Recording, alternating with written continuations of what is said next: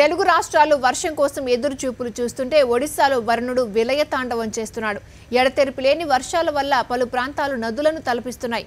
మారుమూల గ్రామాలు నీట మునిగాయి. చాలా ప్రాంతాల్లో వాహన రాకపోకలు నిలిచిపోయాయి. విద్యుత్ సరఫరా లేకపోవడంతో అంధకారం నెలకొంది. గుక్కెడు తాగునీళ్లు కూడా లేని దుస్థితి దాపురించింది. దీంతో జనాలు సహాయం కోసం ఎదురు చూస్తున్నారు.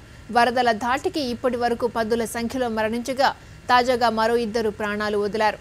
తక్షణమే ప్రభుత్వం స్పందించి తమను వరదల బారి నుంచి కాపాడాలని కోరుతున్నారు.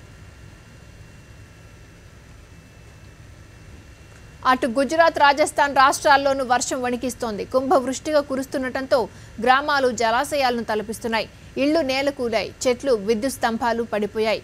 దీంతో ప్రజాజీవనం స్తంభించిపోయింది. గుజరాత్లో వరదల ధాటికి ఇప్పటివరకు 35 మంది చనిపోగా 10ల సంఖ్యలో గల్లంతయ్యారు. రాజస్థాన్లోని బర్మర్లో వర్షాలు బీభత్సం సృష్టించాయి. పెనుగాలులు, వర్షం ధాటికి ఇళ్లు కూలిపోయాయి. భారీగా వరద నీరు వచ్చి చేరింది. దీంతో మోటార్ పంపుల ద్వారా నీటిని తోడుతున్నారు.